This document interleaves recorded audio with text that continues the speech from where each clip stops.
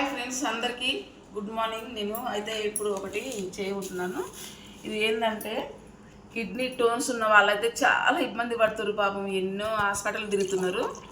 మనమైతే ఇది ఒకటి చేసి దీన్ని చూద్దాము. ఒక గ్లాసు నీళ్ళు తీసుకుందాం. మనము ఈ గ్లాసు నీళ్ళు తీసుకున్న తర్వాత ఒక స్పూన్ వాము వేసుకుందాము.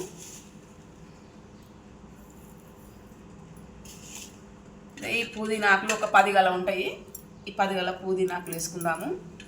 ఒక్క చిటికెడ అల్లం ముక్క, ఇది ఎంత జర కొంచెం ఇట్లా కట్ చేసుకుంటే దీని రసాయం ఎక్కువ వస్తుంది అన్నమాట మనకు.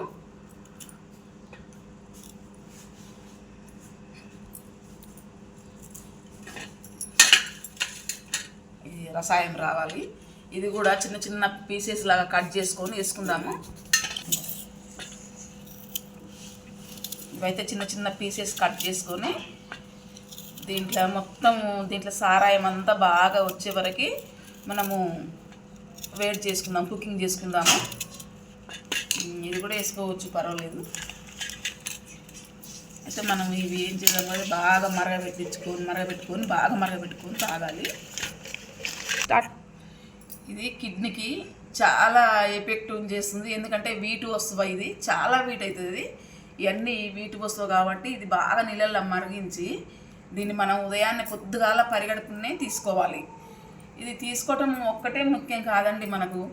మనం ఎంత తీసుకుంటాం అంత మనకు వేడి అయిపోతుంటుంది. కిడ్నీలో స్టోన్స్ అనేది వేడి అయిపోతుంటుంది.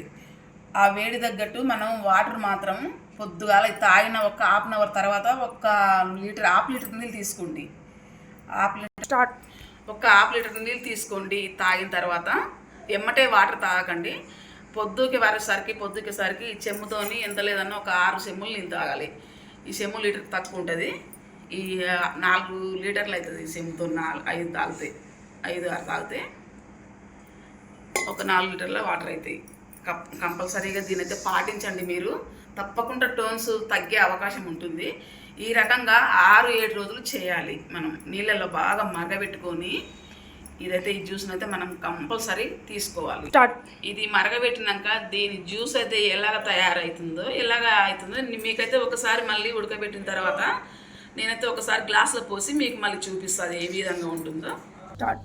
అవి మరిగిన తర్వాత కొంచెం తక్కువ అవుతాయి. ఒక గ్లాసే కదా పోసుకుని ఇంకా కొద్దిగా వేసుకుందాం, చాలు.